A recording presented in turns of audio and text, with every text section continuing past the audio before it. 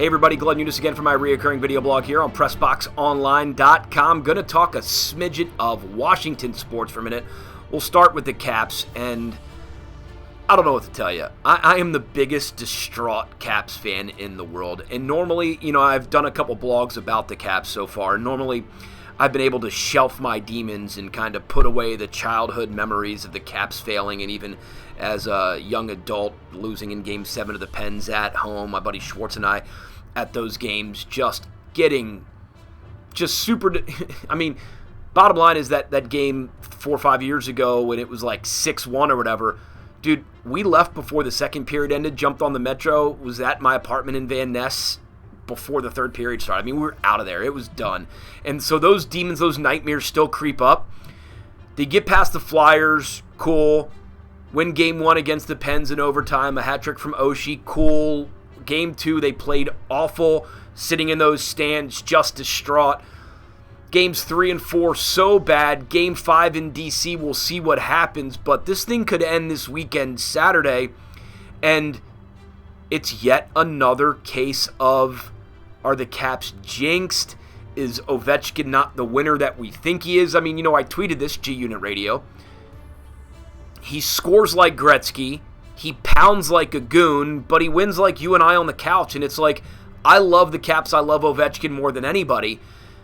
But if you can't get past the second round, then it's like, dude, stereotypes don't make themselves up. This stigma is there. So I don't know. Maybe the Caps make a miraculous turnaround being down 3-1 to the Pens. Doesn't look like it from the way we sit and when we're recording this right now. I'm just sad, man, because it's like, how long? Well, it's gonna be another team cycle, like 5, 7, 10 years before maybe we get to be the best team in the NHL regular season again, and who knows the longevity of that. So it's like, I feel like the 76ers fans right now, just totally jinxed. As far as the Washington Redskins, and you guys know, native Washingtonian, family had tickets for 53 years, and yeah, certainly I've covered the Ravens for the last handful of years, and people know me as Baltimore Sports Radio or National Sports Radio, but everyone knows my history working in DC sports as well. I will just say this. The signing of Jordan Reed by Scott McLuhan and Redskins brass, because owner remains nameless, is such a smart deal. And almost nobody is freaking out about the 5-year deal, 22 guaranteed, 50 overall. 1, because the salary cap is escalating. 2, because he's under 4 in the first year, meaning $4 million cap number, and about $5 million in second year, which is totally fine, and you can sort that out, regardless of whether Kirk Cousins plays under the franchise tag this coming 2016 season, which, as we sit, he is currently tagged at just about $20 million for the year. The reason that it's such a smart move, forgetting Jordan Reed's abilities, because they're very, very high, forgetting his potential for not being injured or fully healthy playing every single game, because I think that's all behind him. And NFL teams that have him will tell you, NFL fans of teams that don't will tell you the same thing.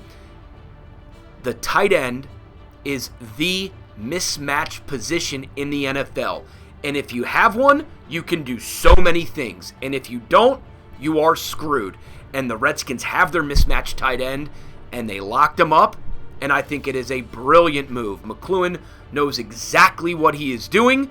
The Redskins are definitely on the upswing, and it is a positive moment. Just another sign of how smart. Lock this guy up, Caps going up, mismatch position is everything. Let's lock this guy down, keep him a core Redskin for a while, and look what happens. So anyway, those are my 2 thoughts on Washington sports. Have an unbelievable weekend. Let's go Caps? I don't know. Let's hope. I'll be there Saturday. Hope you are too. Follow me on Twitter at GUnitRadio. Thank you to our buddies at PressBoxOnline.com.